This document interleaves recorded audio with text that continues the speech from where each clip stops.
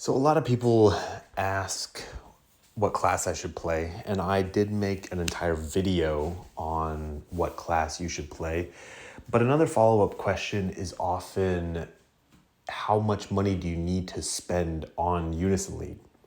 So I figured I would go over each of the classes and how money impacts your ability to play the game.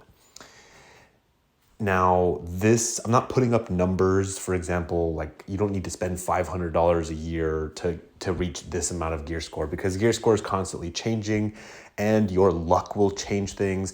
And if you spawn every single event and you have 0 gems and you just are like addicted to gambling, like a monkey, you can't control yourself, then you will never be able to reach good standing. With that also said, there's the flip side. I know players who have made it incredibly well and are very, very strong in guild battle, in PvE, and in PvP, and they're free to play. Now, given you have to play the game for a while, potentially 6 months to a year, to achieve high level results. And I will say that the fastest treasure hunter I have ever known in all of Unison League was a free-to-play player. So if you are hyper specialized, for example, if you go all in and you say, I want to be the archer that kills people in Coliseum and in 1v1s, and that's all that you spend your gems on, every single one of these classes is playable. Just be aware that if you go all in on one thing and you spend no money, the flexibility that you will have in other classes or in other areas of the game, like in PvP, PvE, and guild battle, could be lacking. Not necessarily is lacking, but could be lacking. So I wanted to make a video on how does spending money affect each class, because it's not equal. So first we're going to start off with Lancer. Lancer is an excellent class, and you basically don't need any money to be really solid support Lancer in guild battle. So somebody who's just on the front line to reduce the enemy's stats. If you get targeted, you're almost guaranteed to die, whether or not you're a super whale or whether you're a regular player. Now, that's not necessarily true. It kind of depends on a couple factors, but assuming that you're going against really talented or really high level players, the likelihood that you survive on the front line if you get attacked by a Zerker is almost 0 anyway. So it doesn't really matter too much. Now, if you're trying to become a flexible Lancer, if you're trying to do high damage to the crystal, if you want to be good in guild battles as well as Coliseum, that is its own specialty. And I will say that is potentially, it will improve your game a lot to have additional monsters, flexibility, and especially stats. Just base gear score for a lot of classes is a huge deal. So for a lot of these classes, I'm just going to say, well, gear score is really important. Another thing is that for basically every single class, as soon as you try to do high level PvE, like the super hard quests with the wings, almost every single one of these classes is going to require you to spend money, because each individual element has so many different weapons that you need. You basically need 9 weapons and 5 really good monsters for each element. As soon as you add in PvE, then it basically all of the classes become exponentially more costly. But with that said, I think that a low to medium amount of money will have a huge impact on a Lancer's ability to be good. You'll have higher stats. You'll be able to kill people in Coliseum. You'll be able to kill people when you flex to something like a physical Zerker. You'll have additional defenses with monsters and flexibility. You'll have additional survival in your defense gear. Just a medium amount of money can greatly impact your overall ability. And Lancers are pretty easy. You could absolutely play a free-to-play Lancer. It is possible. All right, soldiers are basically in the same place. They suffer from a lot of the same things. You do need to have high defense, high attack. Those stats really matter. You also need high element for things like PvE. And monsters are super important, as you'll be one of the first people that swap in, or you'll be a mainstay in a guild battle frontline. You'll need some survivability, you'll need some procs, you'll need a little bit here, a little bit there. Defense goes a long way. What procs you have offensively and defensively, just a medium to low to medium amount of money can greatly impact your ability to be versatile in everything. It's not a super costly, it's basically the same as Lancer. It's not too costly. Archers, mandatory. The problem with archers is that they attack and magic attack scale. And when you attack and magic attack scale, there is weird math that goes on in the back end. For some reason, Unison League reduces the impact of your stats by 75% if it is attack or magic attack. They don't do the same for defense. So if you have, let's say that you have 50k defense and 50k attack, you would say, okay, I have 100k stats total between my two stats. But in reality, when you're actually attacking, your attack stat is being reduced by 75. So whatever 75 times 50k is, and then add it. So, but your defense isn't affected the same way. It's the same way with magic defense. But because you're scaling attack and magic attack, and the fact that you are needing lots of monsters because you'll want the additional defenses, and you'll need to invest in high quality defense gear, because when you're doing things like difficult quests in PvE, PvP, when you're doing Mobius runs and all, everything and every aspect of the game, just regular quests as well, the likelihood that you die as an archer is exponentially higher than almost every other class, because your main focus is not your defense. At least most of the other classes focus highly on a defensive stat, and that greatly impacts survivability. So in order to really be able to do high level PvE or, enjoy questing, in order to be able to kill people in guild battle, in order to be able to do damage to the crystal, in order to be able to impact or kill people in Colosseum, in 1v1s, I have attempted to make a free-to-play archer. After 6 months, it was still not good enough. So, in my opinion, it's mandatory. I do not recommend playing archer when it comes to new players, because it's a really difficult class. And I also want to make people aware that you will be disappointed with damage output most of the time if you do not spend money. I do think it is almost required. You can't really play a solid free-to-play archer. I have seen it done once, and it wasn't a top-tier archer, and it was kind of disappointing, if I'm being honest. So, yes, pretty much mandatory. Mages fall under the same category as them for the exact same reasons. I would say that PvE should be a little bit better because you get a bunch of base stats for elements, like base elemental advantage. But because you have worse abilities, you need higher stats in order to make up for the worse abilities compared to the Lancer and the Soldier. So a medium amount of money would impact greatly your ability to play this class. Clerics. No money required.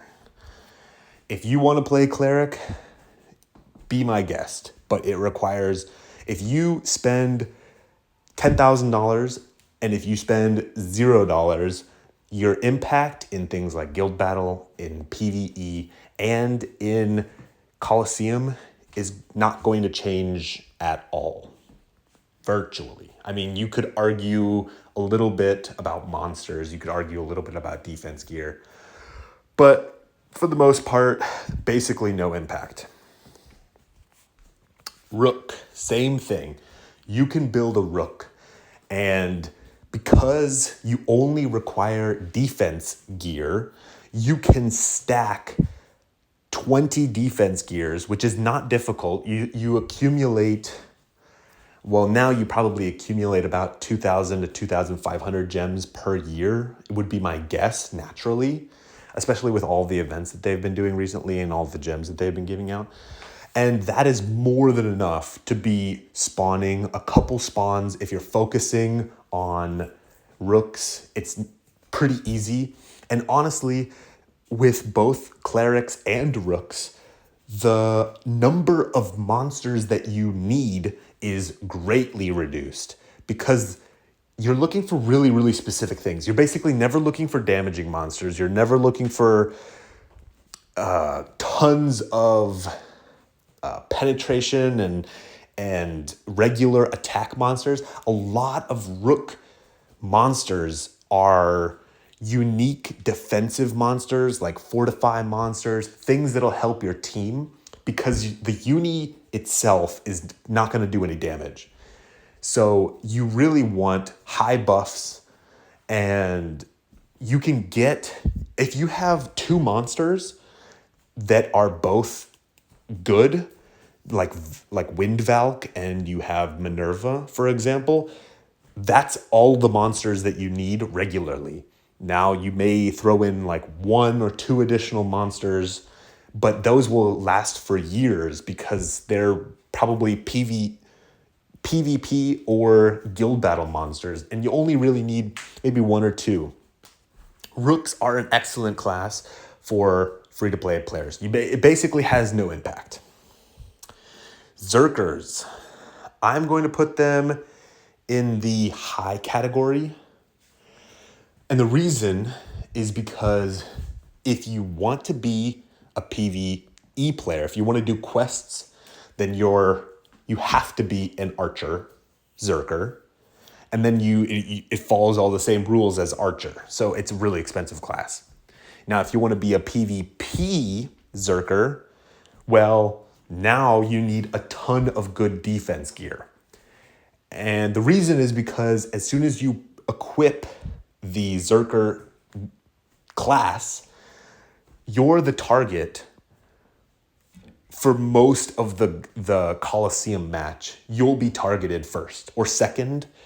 And the reason is because Zerkers are extremely dangerous and everyone knows it. So they'll just attack you. And if you have no defense, you're not going to have a lot of fun. I would recommend playing other classes in Coliseum if you're getting targeted and you don't have good defense gear.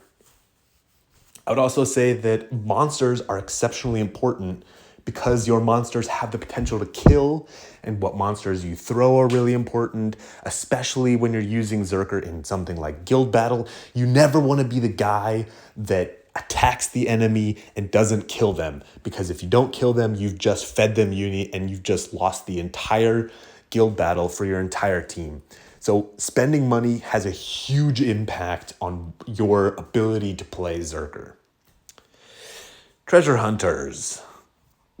I'm going to put them in low. You can play, like I said earlier, the Treasure Hunter that I knew, he played nothing but Treasure Hunter in Guild Battle, and he was the fastest Treasure Hunter in the entire game, and he was a free-to-play player.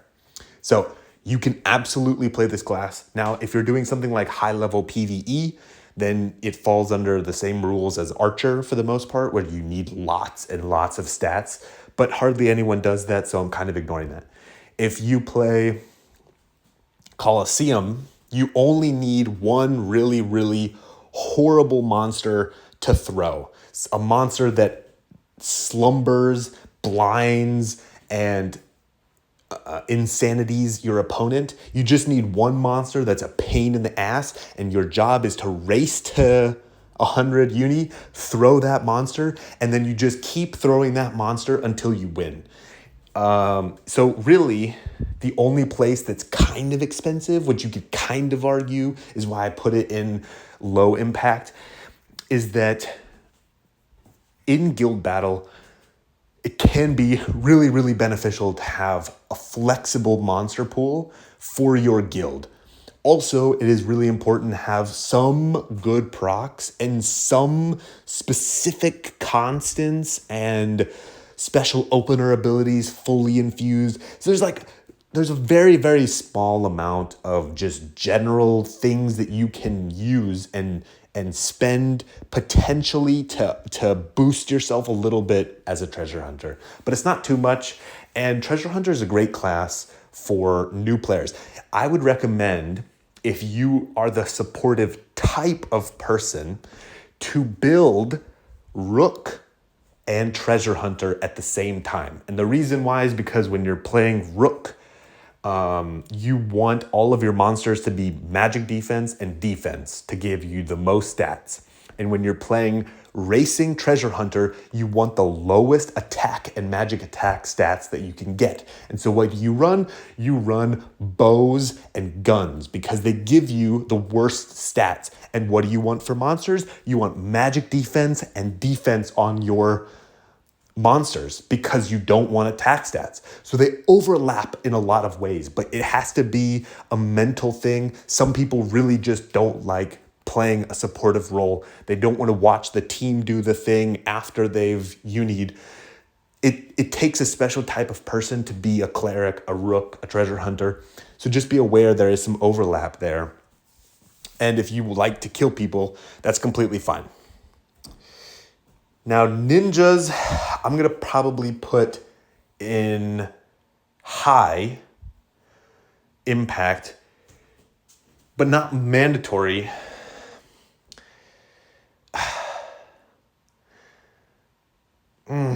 That is such a hard. It's almost mandatory, and you could probably convince me that it is mandatory. Here's my thought process. Why I differentiate archers as completely mandatory and ninjas as high impact.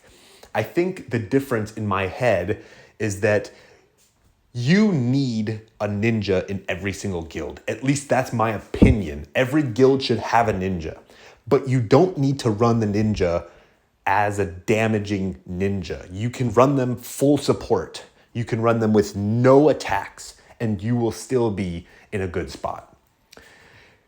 The same cannot be said for archer. You would never run a support archer. It's garbage. Okay, actually, there's one instance where you could run it, but it's no longer really that viable. It was an old cost-draining strat with Sherwood Eye. You just wouldn't see it anymore. But it's just bad. So you would never see archers as a support, but you can see ninjas as a support. The reason why I'm still putting it as high is because in order to really maximize ninja, you need defense gear, because if you breathe on a ninja, they're just dead. In guild battle, PvP, they're just dead. So really, you need excellent defense procs. They're not like a treasure hunter. A treasure hunter, even if they have bad procs, they have much higher CP, they have higher health, and their overall survivability is a little bit higher. They also have a special, in one of their rings, treasure hunters have an ability that allows them to survive a hit. So it's a little bit debatable, but I would say that ninjas require excellent defense even as a support ninja, because if the enemies see that a ninja in something like guild battle, there's a high chance that you attack it, and they just pop like blueberries. They're super easy. You just squeeze them a little bit and they're just done. And then they also fall into the same problem that archers fall and Zerkers fall into. As soon as you try to do something like PvE, you're running attack and magic attack. And it's really hard to do. It's really expensive. So I would recommend greatly, I would greatly recommend to spend money if you intend to do everything as a ninja, because it'll have a huge impact on your ability to be flexible around the game. And then lastly, I'm going to put morphers in the same category as lancers, soldiers, and mages. Lancers, soldiers, and mages can all kind of interchange, and I will point out that previously we were talking about clerics having no impact. That is only if you're playing clerics. Now, a lot of clerics will flex into Morpher, and in that case, it is really important to have high elemental stats and good monster flexibility, because then you're running off of attack or magic attack and magic defense, and you're running your relics. And the same could be said if you're running the same type of relic combo for mages. So just be aware that just because clerics are basically no impact, most people don't play clerics even if they're using books and relics. It is still really important. They basically fall under the same rules and the same issues that every other class has.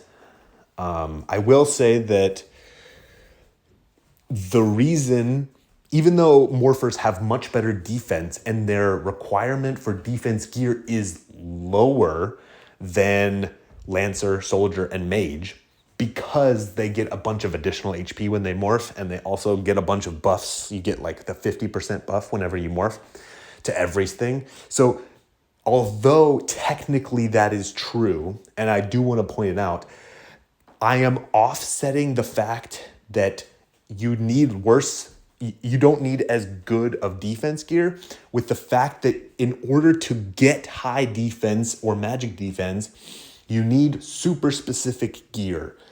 And that is because morphers are not a traditional class in the stats department. So for example, helms usually give highest stat as defense, and clothings and hats usually give their highest stats as magic defense. Same thing, armors will give their highest stat as defense, right? Same thing as helms. But morphers reverse the stats given. So your helms, the highest stat is it boosts the magic defense. There are some helms that flip this usual trend where the helm will give more magic defense than defense. But these are extremely rare gears, and because you can't really use them for any other class, you would only be using it specifically for Morpher. If you wanted to be an exceptional Morpher, this would have a huge impact on stats. We're talking potentially 500k in defense across all of your armors and helms if you obtained the correct gear to boost your specific stat. So I just wanted to preface, that's why I'm still putting it in medium, not in low, even though you don't need as strong of procs. You don't need super expensive procs. So yeah, as a final thing, you can absolutely play Unison League at a high level and enjoy the game for free.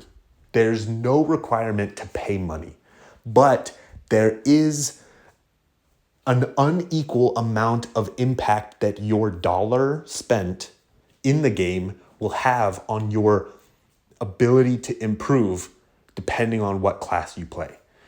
And so I just want to make people aware of this. Money's never a fun thing to talk about, but I do want to tell people that some classes will require more money, and as soon as you try to do high-level PvE, just be aware that it requires money. Now, you can play one element at a high level for free. So if you go all in on, for example, water swords as a soldier, you can absolutely play water swords 100% free and complete extremely difficult quests for free.